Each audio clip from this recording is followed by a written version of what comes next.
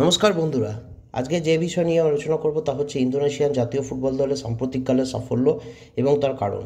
দেশটির FIFA ranking 147, কিন্তু দেশটির ফিফা র্যাঙ্কিংয়ের দিকে না তাকিয়ে তোমরা যদি দেশটির ইন্টারন্যাশনাল ম্যাচের রেজাল্টগুলো দেখো তাহলে তোমরা বুঝতে পারবে যে এই ইন্টারন্যাশনাল সার্কিটে এই দেশটি কত ভালো পারফরমেন্স করে চলেছে। আমি আজকে কেন ইন্দোনেশিয়ান জাতীয় ফুটবল দলের সাফল্যের কথা বলছি, তোমাদের হয়তো মনে প্রশ্ন জাগতেই পারে। বলছি এই জন্যই যে ভারতবর্ষ যদি নেক্সট ইয়ার থেকে এই প্রসেস চালু করে কিংবা ফলো করে তাহলে কিন্তু ভারতও ওয়ার্ল্ড কাপ খেলতে পারে 2026 সালে। হ্যাঁ বন্ধুরা, তোমাদের সাথে আমি মজা করছি না। আমার পার্সোনালি মনে হয় যে এই প্রসেস যদি ইন্দোনেশিয়ার প্রসেস যদি ইন্ডিয়া ফলো করে পিআইও ফুটবলারদের খেলায়, তাহলে কিন্তু ইন্ডিয়াও কোয়ালিফাই করে যেতে পারে 2026 সালের ওয়ার্ল্ড কাপে। কারণ চারের বদলে 8টা টিম খেলছে ওয়ার্ল্ড কাপে 2026 সাল থেকে, এবং ইন্দোনেশিয়াও খুব সম্ভবত কোয়ালিফাই করছে, যা এদের পারফরমেন্স রয়েছে এবং যা এদের টিমের কোয়ালিটি। এবং এই যে ফুটবলের যে সাফল্য, সেটা কিন্তু এদের এসেছে বিদেশে জন্মানো ফুটবলারদের সৌজন্যেই। এরা শুধু জন্মেছে তাই নয়, এরা বড় বড় প্রফেশনাল লিগে খেলে ইউরোপের, এবং ইউরোপের লিগে খেলা ফুটবলাররা যে কতটা অপরিহার্য তোমরা ইন্দোনেশিয়াকে দেখলেই বুঝতে পারবে। ইন্দোনেশিয়া হচ্ছে সেই টিম যারা 0-10 গোলে 2012 সালে বাহরিনের কাছে হেরে গেছিলো। আজ তারাই ইন্টারন্যাশনাল ফুটবলার বা পিআইও পার্সন অফ ইন্দোনেশিয়ান অরিজিনদের সৌজন্যে অস্ট্রেলিয়া, সাউথ কোরিয়ার মতো বাঘা বাঘা টিমকে হারাচ্ছে। যদিও এই সাউথ কোরিয়া অস্ট্রেলিয়াকে তারা আন্ডার-23 এশিয়ান চ্যাম্পিয়নশিপ, যেটা 2024 সালে কিছুদিন আগে শেষ হলো, সেখানে এদের হারিয়েছিল, সিনিয়র টিমে হারায়নি, কিন্তু তাতেও এদের সাফল্য ছোট করা যায় না। উল্লেখযোগ্য বিষয় হলো যে ইন্দোনেশিয়ার আন্ডার-23 যারা সেমিফাইনালে পৌঁছেছিল তাদের অনেক ফুটবলারই কিন্তু ইউরোপে খেলে থাকে। তো এই জন্য প্রশ্ন জাগতে পারে যে এসব ফুটবলারের নাম কি, এরা কোন কোন ক্লাবে খেলে থাকে। তো ইন্দোনেশিয়াতে তারা ন জন্মালেও কী করে তারা ন্যাশনাল ফুটবলে খেলছে।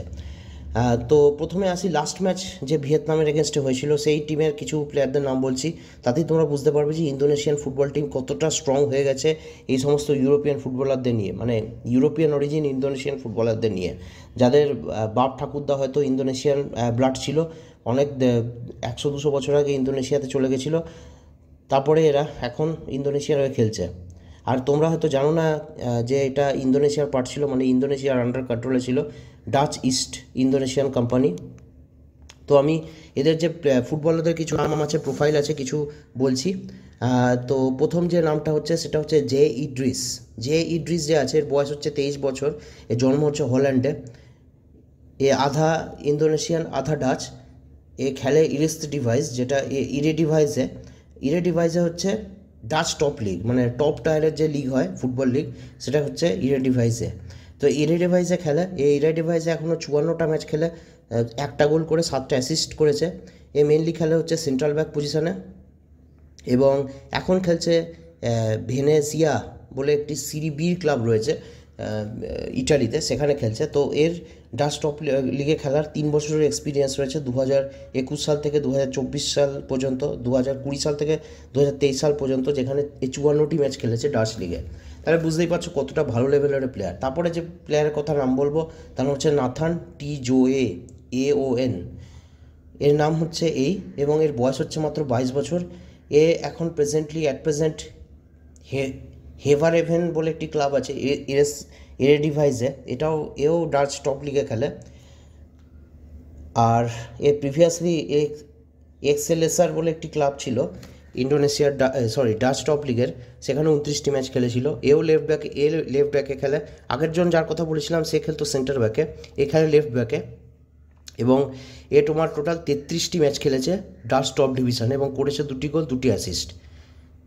আগের জন যে ছিল সে ডাচ টপ লিগে খেলেছে 54টি ম্যাচ। এরা তোমার ইন্দোনেশিয়ান ন্যাশনাল টিমে খেলছে। তো তোমরা বুঝতে পারছো কী করে, মানে কত ভালো লেভেলের টিমেরা নামিয়েছিল ভিয়েতনামকে হারাতে। তারপরে যে ফুটবলারটির নাম বলছি, এর নামটা তোমার মনে রাখা উচিত, এ কিন্তু খুব একজন গুরুত্বপূর্ণ ভ্যালুয়েবল ফুটবলার। ঠিক আছে, আমি ভ্যালুয়েবল এই জন্যই বলছি যে এর ভ্যালুয়েশন তোমরা চেক করে দেখে নেবে, যেখানে দেখবে এর ভ্যালুয়েশন আইএসএলে যে ফুটবলার খেলে তার থেকে অনেক বেশি এখনও পর্যন্ত। তো এরও হল্যান্ডের জন্ম, আগের যে দুটো ফুটবলের নাম বললাম তার মতোই। এ খেলা হচ্ছে মিডফিল্ডে। হেভারাভানে এখন খেলছে। হেভারাভানে 2020 সাল থেকে খেলে যাচ্ছে, এখনও খেলছে। এখনও পর্যন্ত 65টা ম্যাচ খেলেছে, 5টি গোল আছে এবং 6টি অ্যাসিস্ট আছে। সব মিলিয়ে তোমার 145টি ম্যাচ ইরেডিভাইসে খেলেছে, যেটা ডাচ টপ লিগ। 12টি গোল করেছে এবং 11টি অ্যাসিস্ট আছে। তারপরে যে ফুটবলারটির নাম বলবো তার নাম হচ্ছে রাগনের। রাগনেরের বয়স 26 বছর। এরও জন্ম হল্যান্ডে, উইঙ্গারে খেলে, ফরচুনা সিটার্ডে খেলে। ফরচুনা সিটার্ড কি? আজকে ফরচুনা সিটার্ড হচ্ছে Belgium pro league. Belgium pro লিগের টপ লিগ, সেখানে 27টি ম্যাচ খেলেছে এবং 4টি অ্যাসিস্ট আছে। তারপরে আরেকজন যার নাম বলবো সে হচ্ছে রাফায়েল স্ট্রাইক। এ 6টা ম্যাচ খেলেছে এখনও ইরেডিভাইসে এবং গোল এখনও করতে পারেনি। এর বয়স খুবই কম, 21 বছর বয়স। এরপর হচ্ছে স্যান্ডি ওয়ালস। এই স্যান্ডি ওয়ালস কিন্তু থম হায়ের মতনই একজন বড় মাপের ফুটবলার, যে কিন্তু কোনো দিন লিটারালি কোনো ইউরোপের ছোট ক্লাবে খেলেনি। এ টোটাল এখনও পর্যন্ত 218টি ম্যাচ খেলে করেছে 11টি গোল এবং 23টি অ্যাসিস্ট আছে এর। এরপরে যে ফাইনালি যে নাম বলবো তার নাম হচ্ছে সিয়ানে মানে এও বেলজিয়াম প্রো লিগে 6টি ম্যাচ খেলেছে। তো সমস্ত যদি এই প্লেয়ারদের কনক্লুশনে আসা যায় তাহলে এদের 5জন খেলে হচ্ছে ডাচ টপ লিগে এবং 2জন খেলে হচ্ছে বেলজিয়াম প্রো লিগে, মানে বেলজিয়ামের টপ লিগে। 2জন ডাচ টপ লিগ, 5জন ডাচ টপ লিগ এবং 2জন বেলজিয়ামের টপ লিগে, তাহলে 7জন টোটাল ইউরোপের টপ লিগে খেলে। তো এবং এই যে ফুটবল টিমগুলো আছে এরা কিন্তু মানে 90-95 এরকম ওয়ার্ল্ড র্যাঙ্কিংয়ে নয়, এরা কিন্তু প্রথম 30-এর মধ্যে আছে। এই নেদারল্যান্ডস বোধহয় খুব সম্ভবত প্রথম 10-এ আছে, বেলজিয়ামও সেই। তো এদের লিগগুলো যথেষ্ট ভালো মানের। তো এই হচ্ছে এদের সাফল্য পাওয়ার কারণ। ইন্ডিয়াও যদি ইন ফিউচারে ফলো করে তাহলে কিন্তু অবশ্যই সাফল্য পাবে। আমি কালকে আলোচনা করব ইন্ডিয়াতে খেলতে পারে এরকম পিওআই প্লেয়ার কে কে রয়েছে। তোমরা অবশ্যই এ নিয়ে অনেক নিউজ শুনতে পারো, কিন্তু আমি পার্সোনালি একটা বানাবো যেখানে অনেক সারপ্রাইজ থাকবে আশা করছি।